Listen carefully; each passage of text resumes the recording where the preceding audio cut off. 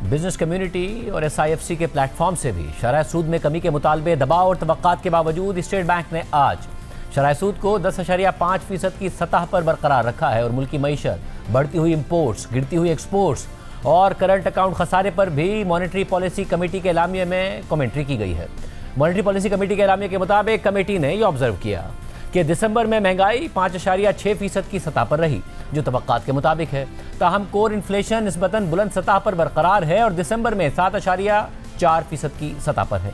इसके साथ साथ हाई फ्रीक्वेंसी इंडिकेटर, जिनमें लार्ज स्केल मैन्युफैक्चरिंग भी शामिल है, ये जाहिर करते हैं कि मुआशी सरगर्मियों में तवक्कात से ज़्यादा बेहतरी आई है और इन सरगर्मियों को डोमेस्टिक सेक्टर्स ने लीड किया है। कमेटी ने यह भी नोट किया कि तिजारती खसारा इंपोर्ट्स वॉल्यूम में इजाफे और एक्सपोर्ट्स में कमी की वजह से बढ़ गया है, मगर मजबूत तरसीलात ज़र और दुनिया में कमोडिटी प्राइसेस में कमी की वजह से करंट अकाउंट खसारा निस्बतन महदूद रहा है।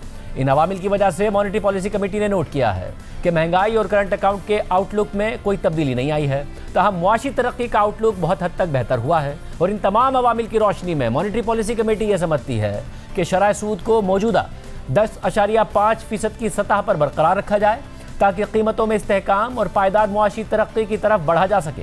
मॉनेटरी पॉलिसी कमेटी ने गुज़िश्ता मीटिंग के बाद से अब तक की डेवलपमेंट्स पर भी तबसरा किया है। लामी के मुताबिक पहली डेवलपमेंट यह है कि इस माली साल की पहली तिमाही में GDP ग्रोथ 3.7% रही और इस तरक्की को इंडस्ट्री और एग्रीकल्चर सेक्टर ने लीड किया। दूसरी डेवलपमेंट यह है कि कंज्यूमर और बिजनेस कॉन्फिडेंस में बेहतरी आई है, जबकि इन स्टेक होल्डर्स की महंगाई के हवाले से तवक्कात में भी कमी आई है। तीसरी डेवलपमेंट यह है कि स्टेट बैंक के ज़र मुबादला के ज़खायर दिसंबर के टारगेट से आगे निकल गए हैं और 16 जनवरी को $16.1 अरब की सतह पर पहुंच गए और इस इजाफे में इंटरबैंक में स्टेट बैंक की तरफ से डॉलर्स की खरीदारी ने सबसे बड़ा किरदार अदा किया। चौथी डेवलपमेंट यह है कि FBR की रेवेन्यू ग्रोथ में कमी आई है और ये रेवेन्यू ग्रोथ दिसंबर में 7.3% रह गई और FBR अपना टारगेट हासिल ना कर सका। और आखिरी डेवलपमेंट यह हुई कि IMF ने 2026 के लिए अपनी ग्लोबल ग्रोथ फोरकास्ट बेहतर कर दी है। GDP ग्रोथ पर मजीद तबसरा करते हुए मॉनेटरी पॉलिसी कमेटी ने अपने एलामी में लिखा है कि रवा साल की पहली तिमाही में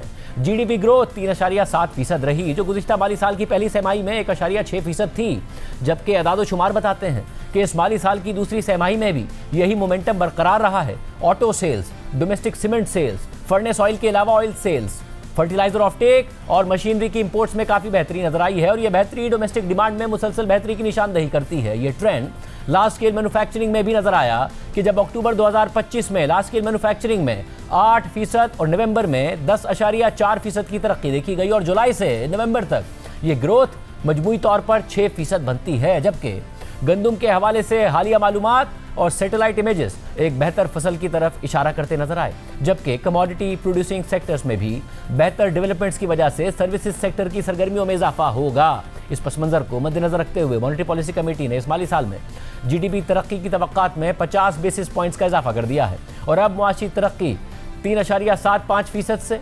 4.75% के दरमियान रहने की तवक्को है। मॉनेटरी पॉलिसी कमेटी के एलामिया के मुताबिक ये मुआशी मोमेंटम अगले माली साल में भी जारी रहने की तवक्को है और माजी में की गई शरह सूद में कमी के असरात भी आइंदा मुआशी सरगर्मियों में मजीद नुमायां होंगे।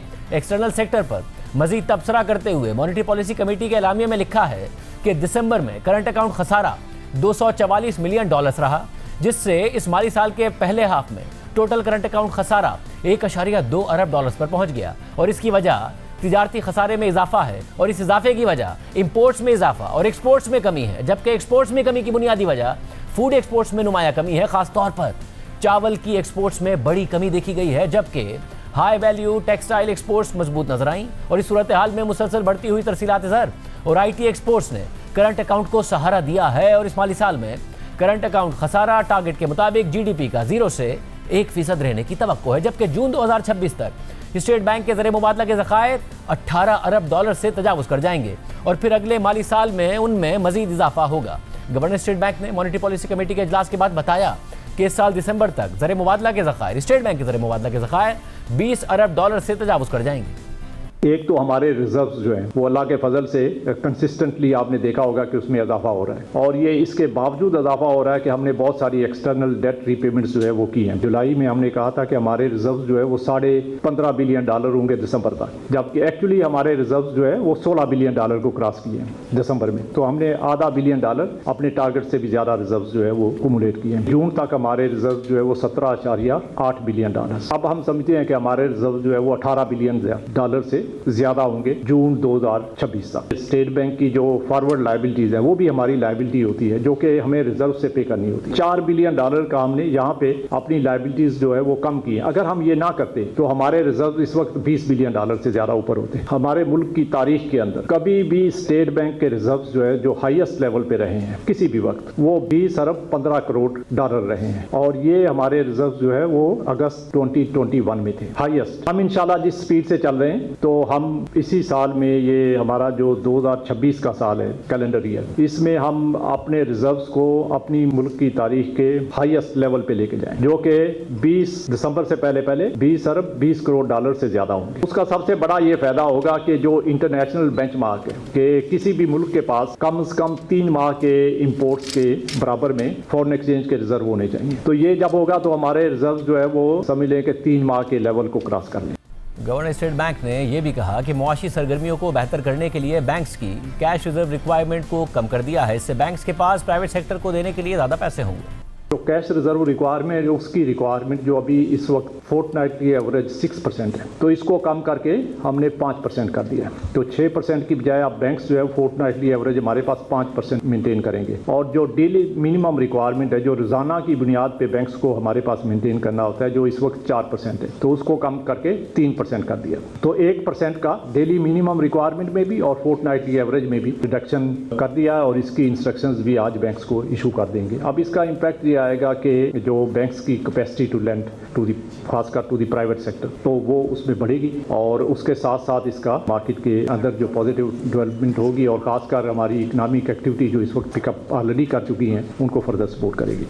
जबकि मॉनेटरी पॉलिसी कमेटी ने यह भी तबसरा किया है कि गुज़िश्ता माली साल के पहले हाफ में एफबीआर के रेवेन्यू में 26% की ग्रोथ देखी गई थी, जबकि इस माली साल 9.5% की ग्रोथ देखी गई है, जिससे एफबीआर को 329 अरब रुपए के शॉर्टफॉल का सामना है। और इस शॉर्टफॉल को पूरा करने के लिए एफबीआर को इस माली साल के दूसरे हाफ में यानी जनवरी से जून तक रेवेन्यू में ग्रोथ दिखानी होगी ताकि वो अपना टारगेट पूरा कर सके। ताहम इस माली साल के पहले हाफ में फिस्कल बैलेंस में बेहतरी इस बात की तरफ इशारा है कि एक्सपेंडिचर निस्बतन कम रहे हैं। खासतौर पर सूद की अदायगियों में गुज़िश्ता माली साल के मुकाबले में बड़ी कमी आई है, जिससे इस बात की तवक्को है कि इस माली साल का फिस्कल खसारे का टारगेट हासिल हो जाएगा। ताहम इस माली साल में प्राइमरी सरप्लस का टारगेट हासिल करना चैलेंजिंग होगा।